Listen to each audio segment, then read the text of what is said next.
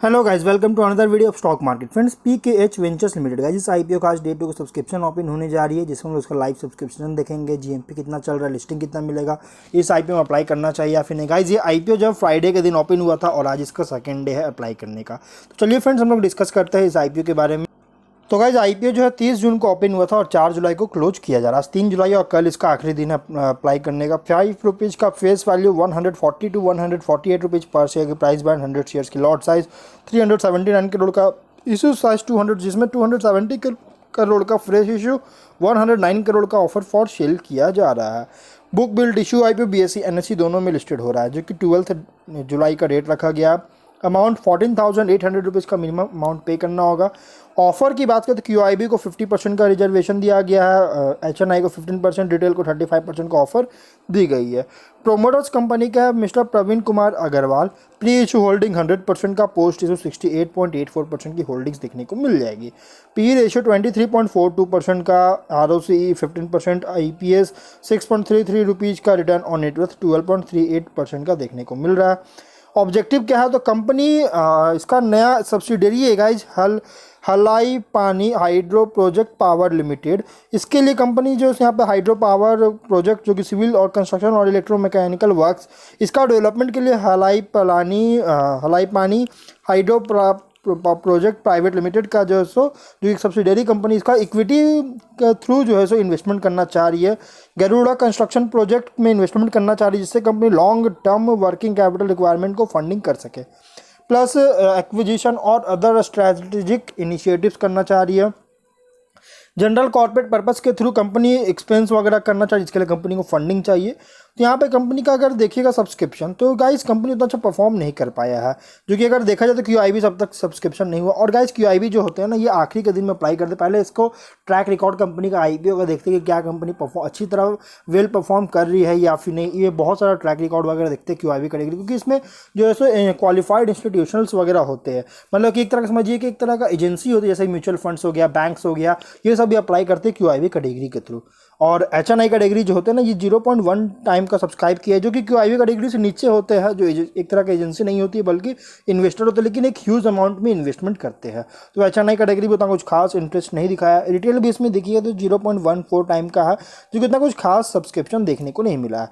Total 0.06 time का, जो कि देखा जाए तो 6% सब्सक्रिप्शन, बहुत ही खराब सब्सक्रिप्शन देखने को मिला है। और मेन लाइन आईपीओ भी है गाइस। अगर हम बात करें इसमें सब्सक्रिप्शन क्यों नहीं हो रहा है, तो देखा जाए तो अगर हाल ही में अगर देखा जाए तो गाइस बहुत सारे मेन लाइन आईपीओ ओपन हुए हैं, जैसे पीकेएच वेंचर्स ओपन है।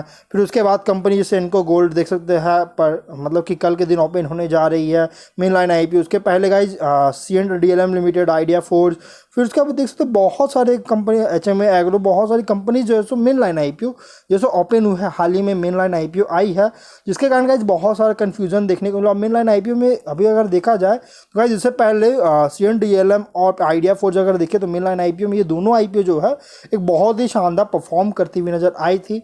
और इसी कारण गाइस इस आईपीओ में उतना कुछ खास ग्रोथ देखने को नहीं मिल रहा है। प्लस उसके जीएमपी देखिए तो 5 रुपीज़ का जीएमपी भी देखने को मिल रहा है। एवरेज है 3.38% की लिस्टिंग दे रही है, उतना कुछ खास देखने को नहीं मिल रहा है। अगर हम इसके बिजनेस को बात करें, 2000 में इनकॉर्पोरेट किया गया था। कंपनी कंस्ट्रक्शन, डेवलपमेंट, हॉस्पिटैलिटी और मैनेजमेंट सर्विसेज, इन 3 तरह की बिजनेस कर रही है। पीकेएच वेंचर्स जो है ये सिविल कंस्ट्रक्शन में भी एग्जीक्यूशन कर चुकी, थर्ड पार्टी डेवलपर प्रोजेक्ट्स के थ्रू के लिए जैसे काम कर चुका। सिविल कंस्ट्रक्शन में गाइस कंपनी जो है यहाँ पे इसके सब्सिडरी के द्वारा और कंस्ट्रक्शन आर्म के द्वारा, जो कि गरुड़ा कंस्ट्रक्शन इसी के सब्सिडरी कंपनी है। प्लस इसका दिल्ली हेडक्वार्टर का भी, जो दिल्ली पुलिस हेडक्वार्टर का भी डेवलपमेंट कंपनी कर रही है, जिसमें गाइस ट्विन टावर्स है, जो कि 17 स्टोरीज का है। एक टावर इसका कंस्ट्रक्शन कर रही है, जो कि एक कंप्लीट ग्लास फैकेड और स्टील ब्रिज कनेक्टिंग 2 टावर्स होंगी। कंपनी जो है यहाँ पे फोर्थ कमिंग डेवलपमेंट प्रोजेक्ट्स में भी जो है सो इसके लिए भी जैसे यहाँ पे डेवलप करने का प्रपोजल लेके आई है अमृतसर पंजाब में। साथ में एक जालोर में फूड पार्क का भी जो है सो डेवलप करना, कंस्ट्रक्ट करना चाह रही है। Cold storage park and facilities का इंदौर में। फिर वेलनेस सेंटर और रिजॉर्ट का चिपलून महाराष्ट्र में। प्लस यहाँ पे कंपनी जो है अगर देखा जाए तो इसके हॉस्पिटैलिटी वर्टिकल में कंपनी जो है यहाँ पे ऑपरेटिंग होटल्स, फिर रेस्टोरेंट्स, QSRs, स्पाज और फूड प्रोडक्ट्स का जो सेल है, उसके लिए जैसे यहाँ पे अगर देखिए तो कंपनी ओन, मैनेज और ऑपरेट कर रहा है। प्लस कंपनी करेंटली जो है मिसलेनियस मैकेनिकल, इलेक्ट्रिकल, प्लम्बिंग वगैरह भी जो है सो प्रोवाइड करा रही है। ये सब वर्क सर्विसेज प्रोवाइड कर, जैसे एनुअल मेंटेनेंस हो गया, प्रोजेक्ट्स का थर्ड पार्टी O&M कॉन्ट्रैक्ट्स हो गया। प्लस कंपनी 2 होटल्स मुंबई में डेवलप कर चुका है, गोल्डन शैरियट होटल और वसई में जो है, जो कि एक है गोल्डन शैरियट द बुटीक होटल, जो कि मुंबई इंटरनेशनल एयरपोर्ट पर है के आसपास है। जिसमें जो कंपनी का यहाँ पे अगर देखें तो FY15 के तक अब तक कंपनी के पास जो है 180 मुंबई के होटल्स है, जो कि कंपनी का खुद का है, जहाँ पे कंपनी मैनेज और ऑपरेट कर रहा है। प्लस कंपनी जो है 2 गवर्नमेंट प्रोजेक्ट से भी अवार्ड दिया गया, मतलब कि इसको टेंडर दिया गया है, जैसे हाइड्रो पावर प्रोजेक्ट का और नागपुर प्रोजेक्ट का, जिसका एग्जीक्यूशन इसके सब्सिडरीज और SPVs के द्वारा किया जाएगा।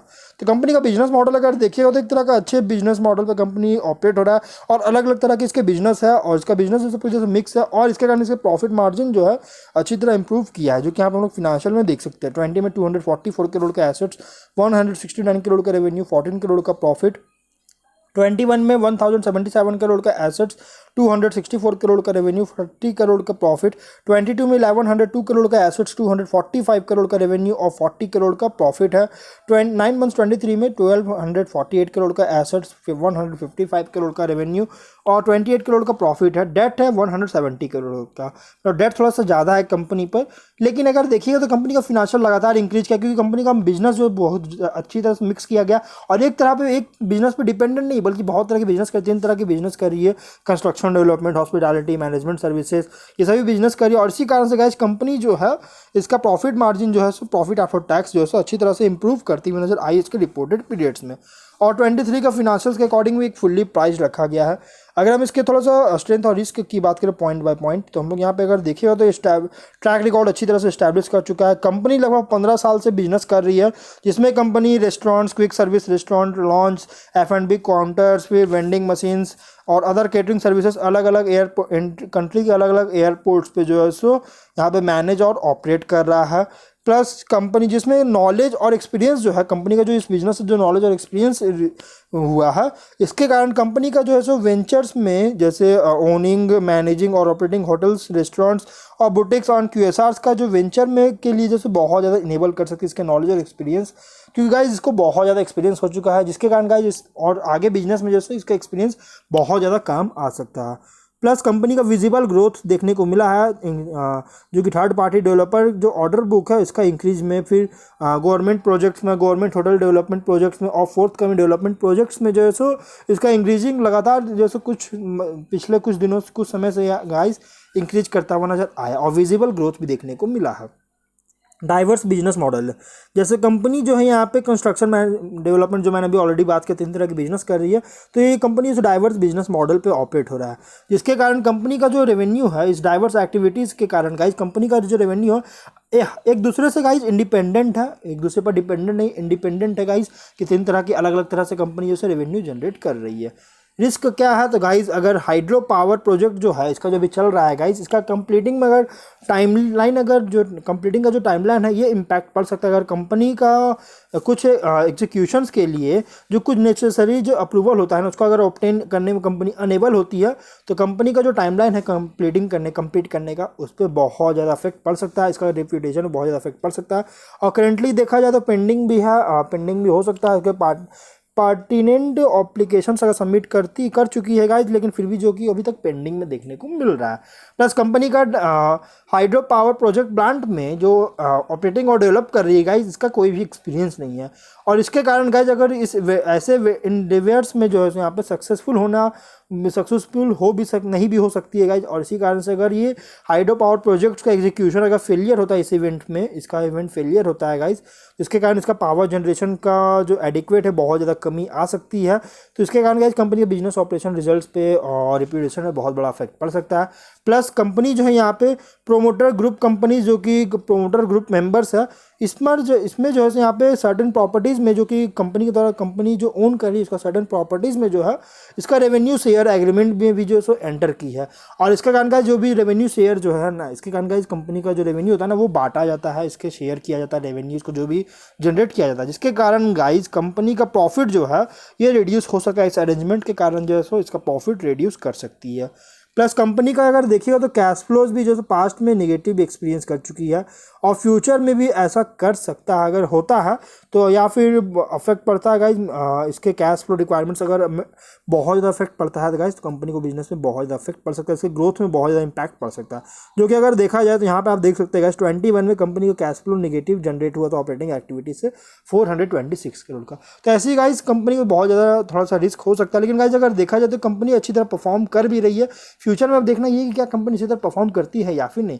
लेकिन अगर लॉन्ग टर्म के लिए इन्वेस्टमेंट करने का सोच रहे तो आप इसमें अप्लाई कर सकते हो, लेकिन अगर आप लिस्टिंग यूनिट के लिए अप्लाई करने का सोच रहे हो तो गाइज मैं कहूँगा आप इसको इग्नोर कर सकते हैं। तो हम लोग जो है वीडियो को यहीं पर एंड करते हैं। अगर कोई डाउट है कमेंट बॉक्स में पूछे। मिलते हैं नेक्स्ट वीडियो में, टिल देन बाय बाय।